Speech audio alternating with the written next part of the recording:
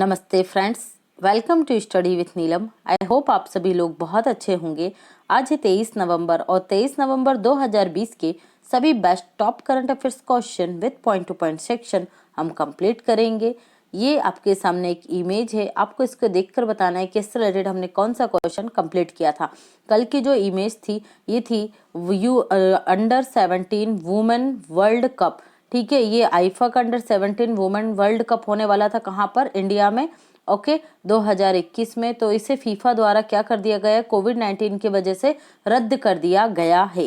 तो ये आपको याद रखना है। आज का आपका क्वेश्चन ऑफ द वीडियो है, हाल ही में वर्ष 2020 के बुकर पुरस्कार से निम्न में से किसे सम्मानित किया गया है। तो आपको आंसर अपना कमेंट सेक्शन में बताना है। वीडियो के लास्ट में आपको आपका आंसर मिल जाएगा। आज का हमारा पहला क्वेश्चन है, हाल ही में सेट मैक्स 2020 नौसैनिक युद्ध अभ्यास कहाँ शुरू हुआ है। तो राइट आंसर होगा इसका अंडमान सागर में। अंडमान सागर में भारत, थाईलैंड और सिंगापुर, ठीक है, इन देशों के मध्य ये एक्सरसाइज चल रही है। सेट मैक्स का फुल फॉर्म क्या होगा, तो ये होगा Singapore India Thailand maritime exercise. Okay, ये इसका फुल फॉर्म है सेट मैक्स का। तो ये आपको याद रखना है। ये कब से कब तक चल रहा है, 23 नवंबर से 25 नवंबर 2020 तक ये अभ्यास चलेगा। ठीक है, 2 दिनों का यह अभ्यास होगा 23 से 25 नवंबर तक। इस आयोजन में भारत की ओर से स्वदेशी पनडुब्बी कोमोरता और मिसाइल कार्बेट कमपोत भाग लेंगे। ठीक है, तो ये आप ध्यान रखेंगे। कहाँ हो रहा है इसका आयोजन, अंडमान सागर में इसका आयोजन हो रहा है। नेक्स्ट क्वेश्चन है, हाल ही में निम्न में से किस राज्य सरकार ने महा आवास योजना प्रारंभ की है। देखिए यहाँ पर आपको एक चीज बताती हूँ, जिस योजना के आगे महा लग जाए वो आप समझ लीजिएगा किसकी है।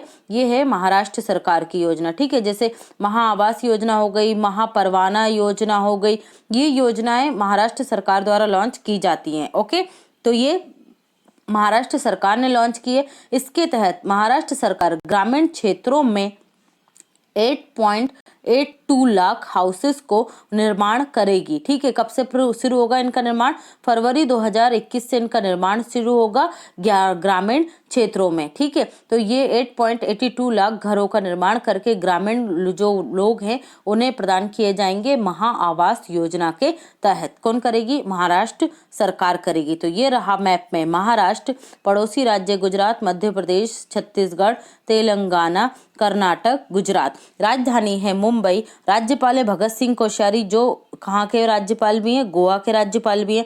मुख्यमंत्री हैं उद्धव ठाकरे। एलिफेंटा की गुफाएं या धारपुरी कहाँ पर है, महाराष्ट्र में है। Chief justice of Mumbai high court कौन है, ये हैं दीपांकर दत्त, जो अभी बने हैं। तारापुर न्यूक्लियर पावर प्लांट ये कहाँ पर मिलेगा, आपको महाराष्ट्र में मिलेगा।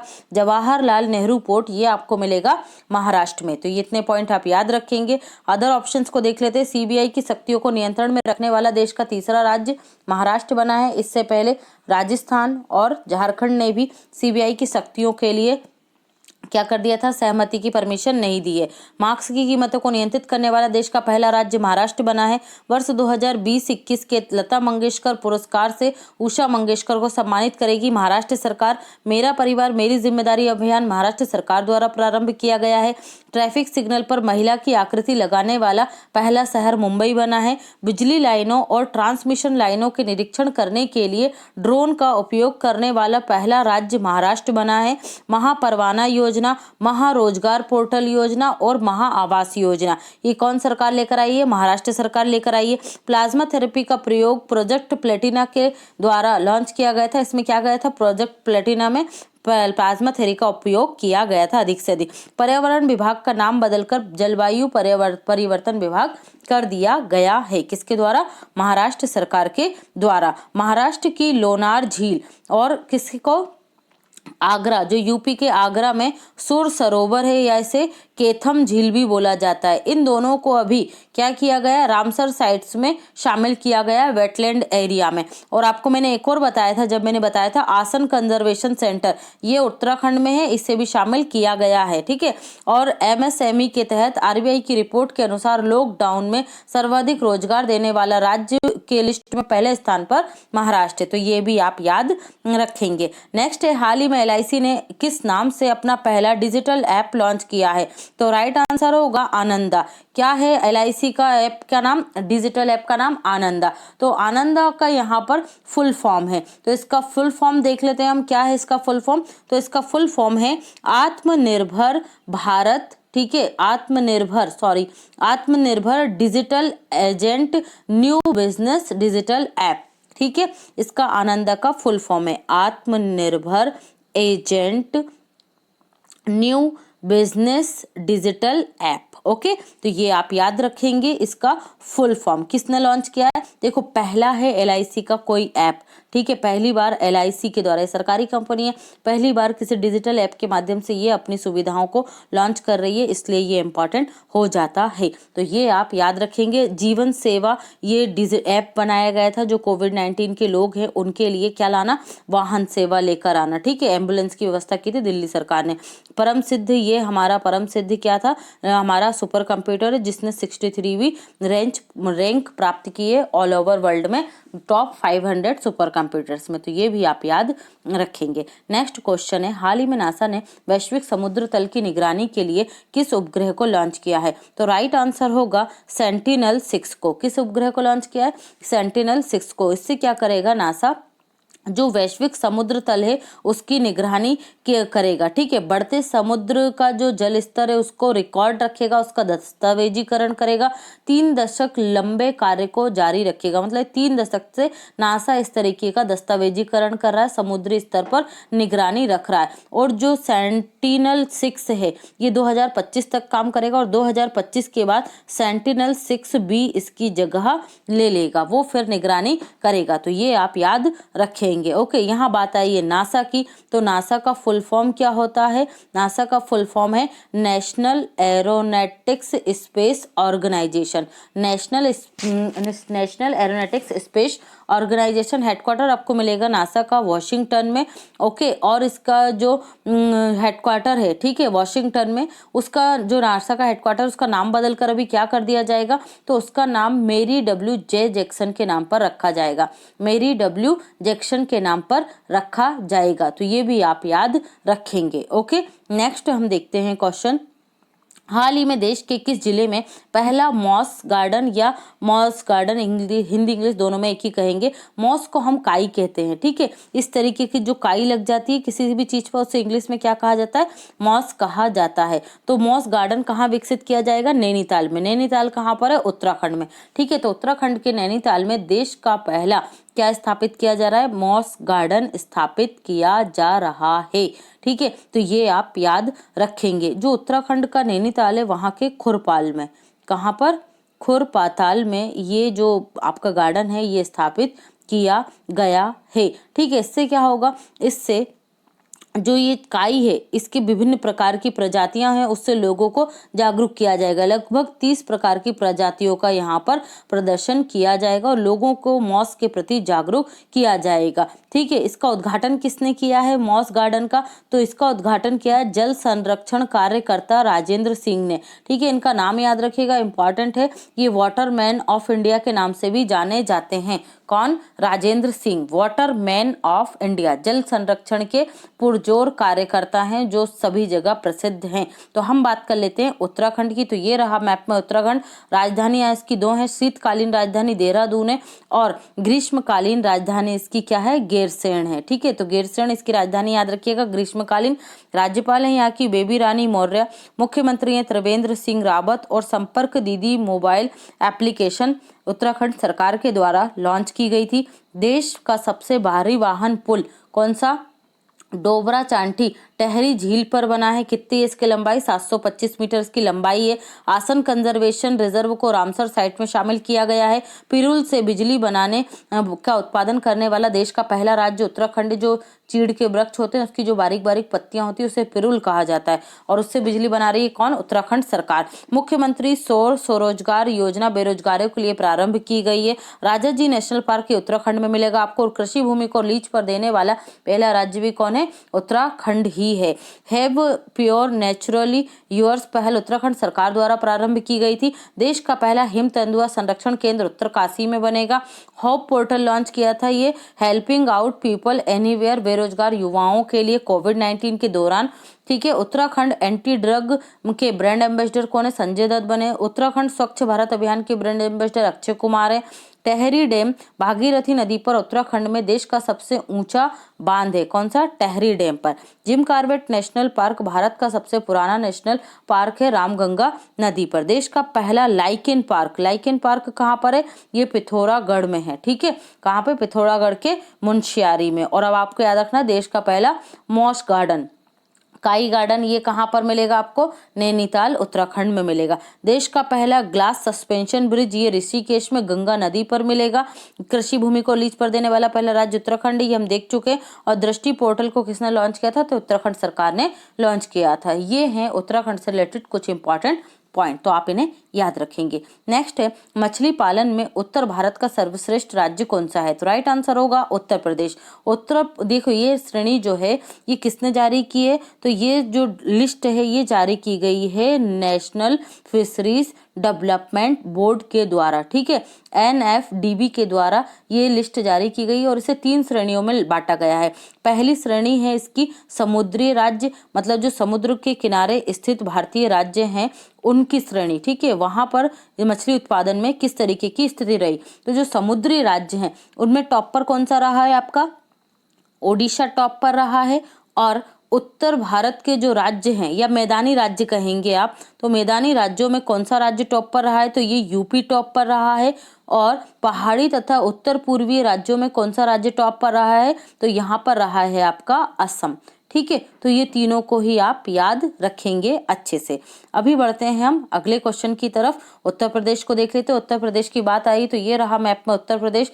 कैपिटल क्या है? लखनऊ है। राज्यपाल कौन है? आनंदीबेन पटेल। और ये कहाँ की राज्यपाल है? मध्य प्रदेश की भी है। मुख्यमंत्री है Yogi Adityanath. Chief justice of Uttar Lucknow high court कौन है? इलाहाबाद हाईकोर्ट है यहाँ पर। तो कौन है यहाँ के? तो ये है गोविंद माथुर। जानवरों का पहला DNA बैंक ये बरेली में बना है उत्तर प्रदेश। देश का पहला हाथी हॉस्पिटल मथुरा में बना है।